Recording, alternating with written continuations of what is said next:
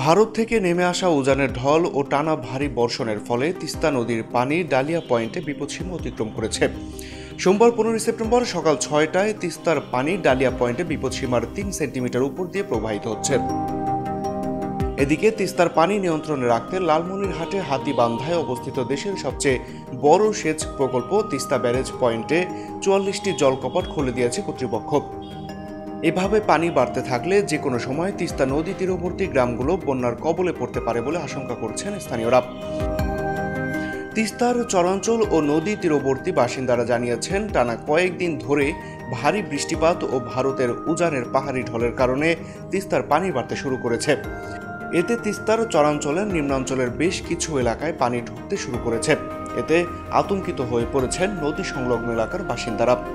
Teesta barrage control room in charge Nurul Islam জানান, সোমবার সকাল 6টায় তিস্তার পানি ব্যারেজ পয়েন্টে 3 সেন্টিমিটার উপর দিয়ে প্রবাহিত হচ্ছে।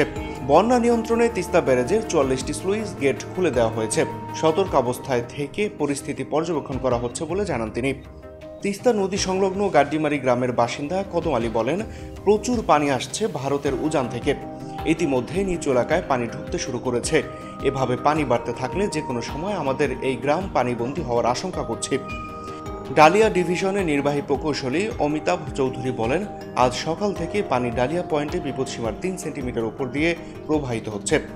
উজানের পানি পরিস্থিতি নিয়ন্ত্রণে রাখতে সব স্লুইস গেট খোলা রাখা হয়েছে। আদিতমারি উপজেলার মহিষখোঁচা ইউনিয়নের গোবরধন গ্রামের সুলতান মিয়া বলেন, উজানের ঢলে পানি বাড়ছে। চরাঞ্চলের কিছু বাড়ি ইতিমধ্যে পানিবন্দী। যেভাবে পানি বাড়ছে তাতে বড় বন্যার আশঙ্কা করছি। এবছর এখনো বড় কোনো বন্যা হয়নি।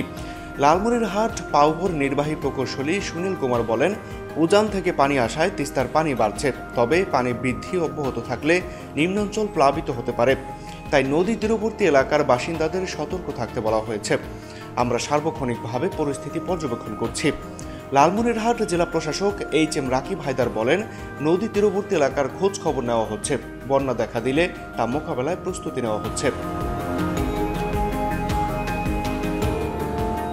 মাহাদি হাসান বিয়ান, পিপল ভয়েস টেলিভিশন, ঢাকা।